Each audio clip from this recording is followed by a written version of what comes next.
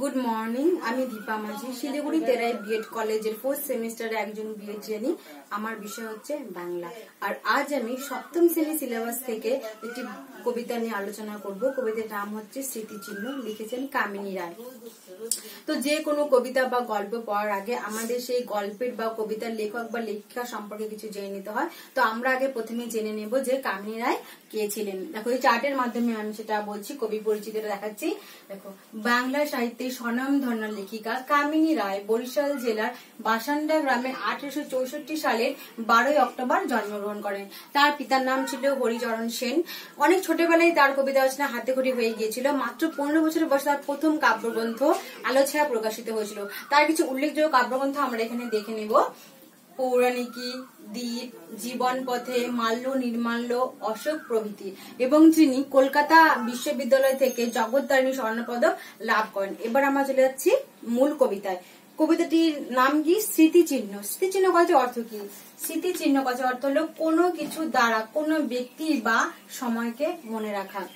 অর্থাৎ যেই সময়টা আমাদের কাছে অতীত, যেই সময়টা পার হয়ে গেছে, ওই সময়টা তো আমরা ফিরে পাবো না। তো ওই সময় যেই স্মৃতিটা আমাদের মনে থাকে, এটা হচ্ছে স্মৃতিচিহ্ন। তো এখন আমরা কবিতাটি শুরু করছি। আর সবার প্রথমে বলতে হবে যে কামিনী রায়ের স্মৃতিচিহ্ন কবিতাটি নির্মাল্য কাব্যগ্রন্থ থেকে নেওয়া হয়েছে। এবার শুরু করছি। ওরা ভেবেছিল মনে আপনার নাম, মনোহর হম্যরূপে বিশাল অক্ষরে ইষ্টক প্রস্তরে রচি চিরদিন তরে রেখে যাবে। মুড়ো ওরা ব্যর্থ মনস্কাম, প্রস্তরে খসিছে ভূমে প্রস্তরের পরে, চারিদিকে ভগ্ন স্তূপ তাহাদের তলে। লুপ্ত স্মৃতি শুষ্ক তৃণকাল নদী জলে ভেসে যায়, নামগুলি কেবা রক্ষা করে? মানব হৃদয় ভূমি করি অধিকার করেছে প্রতিষ্ঠা যারা জিরো সিংহাসন। দরিদ্র আছিল তারা, ছিল না সম্বল, প্রস্তরের এত বোঝা জড়ো করিবার, তাহাদের রাজত্ব হেরো অক্ষুণ্ণ কেমন, কাল স্রোতে ধৌত নাম নিত্য সমজল। এ হচ্ছে আমাদের কবিতাটি। তো এখন আমরা কবিতাটির প্রত্যেকটি লাইন পড়বো, অক্ষর ভিত্তিক যে আলোচনা সেটা আমরা পড়বো। এখন আমরা শুরু করছি। দেখো, ওরা ভেবেছিল মনে আপনার নাম, মনোহর হম্যরূপে বিশাল অক্ষরে ইষ্টক প্রস্তরে রচি চিরদিন তরে রেখে যাবে। এখানে ওরা বলতে কাদের বুঝেছেন কবি? এখানে ওরা বলতে কবি অর্থবান, ধনবান, তারপরে হচ্ছে যারা ভেবেছিল যে বড় বড় প্রাসাদ রচনা করে তাদের যে আমাদের সমাজে তাদের স্থায়ী যে একটা প্রতিষ্ঠান স্থাপন করে যাবে, এখানে তাদের কথাই বলা হয়েছে। কি বলেছে এখানে? দেখো, মনোহর হম্যরূপে, মনোহর মানে সুন্দর, তারা ভেবেছে যে সুন্দর রাজপ্রাসাদ তৈরি করে যাবে। হর্ম মানে হচ্ছে রাজপ্রাসাদ, বিশাল মানে বড়, আর অক্ষরে জানি আমরা সেটা হচ্ছে খোদাই করা অক্ষরে রেখে যাবে। তারা ভেবেছিল যে যারা ধনবান, তারা ভেবেছিল যে তারা টাকা পয়সার জোরে বা যে যে প্রাসাদ রচনা করে যায় সেই প্রাসাদ জোরে তাদেরকে সমাজ চিরদিন মনে রাখবে। কিন্তু তারা কি? তারা হচ্ছে মুড়ো। মুড়ো কথা অর্থ কি? মুড়ো কথা অর্থ হচ্ছে বোকা, ব্যর্থ মনস্কাম। ব্যর্থ মানে কি? অসফল হওয়া। মনস্কাম মানে কি? মনের বাসনা। কিন্তু তাদের মনের বাসনাটা ব্যর্থ হয়েছিল। কেন ব্যর্থ হয়েছিল? কারণ তারা যে রাজপ্রাসাদ গুলো বানিয়েছিল বা সুন্দর সুন্দর প্রাসাদ তৈরি করেছে, সেগুলো কি চিরদিন থাকে না। সেই জন্য বলা হচ্ছে কি মুড়ো ওরা, ব্যর্থ মনস্কাম। দেখো, তারপরে প্রস্তর খসিছে ভূমে প্রস্তরের পরে। প্রস্তর কথা অর্থ কি? প্রস্তর কথা অর্থ হচ্ছে পাথর। পাথর, ভূমে মানে মাটিতে, প্রস্তরের পরে মানে পাথরের পরে পাথর। প্রস্তর কথা অর্থ কি? পাথর। তো যেই যে বড় বড় অট্টালিকা গুলো বানানো হয়, সেগুলো কি বড় বড় পাথর দিয়ে তো তৈরি করা হয় না, বানানো হয়, বড় বড় থাকে। বা যেই স্মৃতিসৌধ বানানো হয়, সেগুলো কি পাথর দিয়ে বানানো হয়? সেগুলো কি বলছে? সময়ের সঙ্গে সেগুলো ভেঙে ভেঙে স্তূপে পরিবর্তন হচ্ছে। মানে পাথরের পরে মানে মাটিতে সেগুলো ভেঙে প্রস্তরের পরে প্রস্তর, মানে একটার উপর একটা পড়ে আছে কেমন স্তূপের মতন করে। দেখো, চারিদিকে কি বলছে? ভগ্ন স্তূপ। ভগ্ন মানে হচ্ছে ভাঙা, স্তূপ মানে হচ্ছে জমা হওয়া বা কিছু। তাহাদের তলে মানে তাদের স্মৃতিগুলো মানে কিসের তলে? সেই যে ভগ্ন স্তূপ, সেগুলো তলে চাপা পড়ে যাচ্ছে। এটুকু জায়গা আমরা কি বুঝলাম? এটুকু জায়গা আমরা বুঝলাম এটাই যে যারা ধনবান, যারা সমাজে নিজেদের রাজপ্রাসাদের মধ্যে বা নিজেদের স্মৃতিচিহ্ন তৈরির মাধ্যমে সমাজে চিরদিন স্থায়ী রূপ অবস্থান করতে চেয়েছেন বা স্থায়ী রূপ চেয়েছেন, তারা সেটা পারেননি। কেন পারেননি? কারণ রাজপ্রাসাদ সবসময় থাকে না, সেগুলো একটা সময়ের পর ভেঙে যায়। এজন্যই বলেছে দেখো চারিদিকে ভগ্নস্তূপ তাহাদের তলে, মানে সেগুলো ভেঙে ভেঙে যায় আর স্মৃতিগুলিও তাদের নিচে চাপা পড়ে যায়, সেগুলো আর কারো মনে থাকে না। তারপরে দেখো লুপ্ত স্মৃতি শুষ্ক চিরকাল নদী জলে। লুপ্ত মানে হচ্ছে লুকিয়ে থাকা, স্মৃতি মানে আমরা সবাই জানি স্মৃতি যেটা হয়ে গেছে। শুষ্ক মানে হচ্ছে শুকনো, তৃণ মানে হচ্ছে ঘাস, কাল নদী জলে মানে এখানে কাল নদী জলে মানে কি সময় বয়ে যাচ্ছে, কি আপন মনে বেয়ে যায় তো সময়, ওটাই বলছে। একটা নদীর জলে যেমন মানে তৃণ মানে ঘাস যেমন বয়ে যায়, তার যেমন কোনো ক্ষমতা থাকে না যে সে থেমে যাবে বা সে যাবে না, এরকম কোনো ক্ষমতা ঘাসের থাকে না। সেটাই বলা হচ্ছে যে সময় চলে যাওয়ার সঙ্গে সঙ্গে সেই যে রাজপ্রাসাদ গুলো তৈরি হয়েছিল, তারা যে তৈরি করেছিল বড় বড় অট্টালিকা, সেগুলো কি ভেঙে যায় তো সেগুলোকে ধরে রাখার ক্ষমতা কারণ নেই। তারা যতদিন বেঁচে থাকে সেগুলোকে ধরে রাখে বা তাদের পরবর্তী প্রজন্ম সেগুলোকে ঠিক রাখার চেষ্টা করে, কিন্তু তারা যখন থাকবে না, তাদের যখন মানে সেটাকে রক্ষা করার কেউ থাকবে, সেটা কি আস্তে আস্তে ভেঙে যাবে। এটাই বলছে যে সময়ের সঙ্গে সঙ্গে সেই স্মৃতিগুলো বা স্মৃতিসৌধগুলো ভেঙে ভেঙে পড়ে যাবে আর তারা আমাদের জীবন থেকে চলে যাবে, বা সেগুলো ভাঙার সঙ্গে সঙ্গে তাদের স্মৃতিও আমাদের জীবন থেকে চলে যাবে। এটাই বলছে এখানে যে শুষ্ক তৃণকাল নদী জলে, মানে শুষ্ক তৃণকাল নদী জলে মানে সময়ের সঙ্গে সঙ্গে সেগুলো শেষ হয়ে যাবে। ভেসে যায় নামগুলো কে বা রক্ষা করে, সেই নামগুলো ভেসে যায় এখানে কেন বলা হয়েছে, সেই রাজপ্রাসাদটা যদি ভেঙে যায় তার সঙ্গে সঙ্গে যতদিন সেটা থাকে কোনো বাড়ি, ততদিনই আমরা বলি যে এটা ওর বাড়ি ছিল।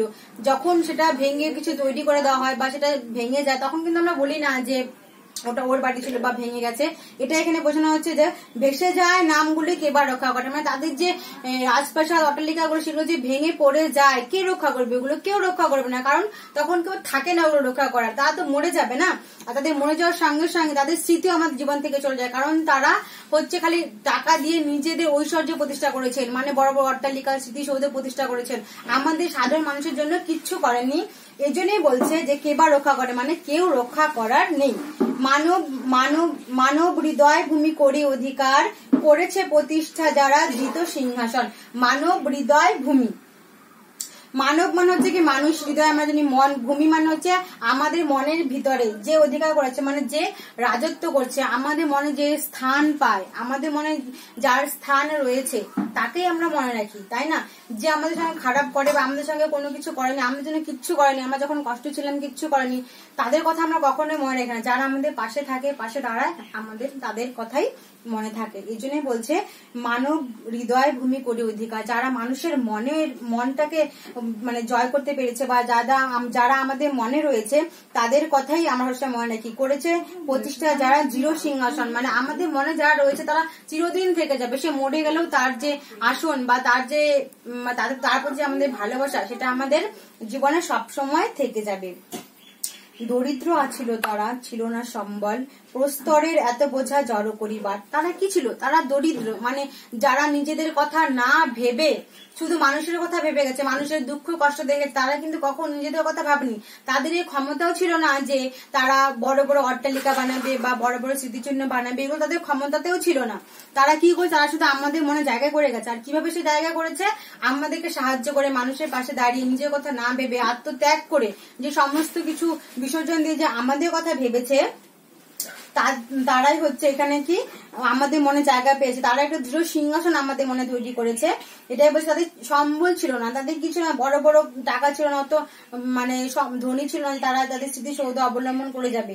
দরিদ্র ছিল তারা, ছিল না সম্বল, প্রস্তরে এত বছর জড়ো করে, মানে তাদের যে ক্ষমতাটা ছিল না যে বড় বড় তাদের স্মৃতির চিহ্ন তৈরি করে রেখে যাবে, যে আমরা সেটা দেখে পরে মনে করব। তাদের রাজত্ব হ্যারো অক্ষুণ্ণ যেমন কাল স্রোতে ধৌত নাম নিত্য সমুজ্জ্বল, মানে তাদের রাজত্ব, তারা যে আমাদের মনে বসবাস করে, তারা সেটা মরে যাবার পরেও তাদের প্রতি আমাদের ভালোবাসা কম হবে না। সে যে ভালো ছিল তাকে আমরা সবসময় ভালো বলবো, তাই না? তার যে ভালোবাসা, তার প্রতি যে ভালোবাসাটা আমাদের সবসময় থাকবে।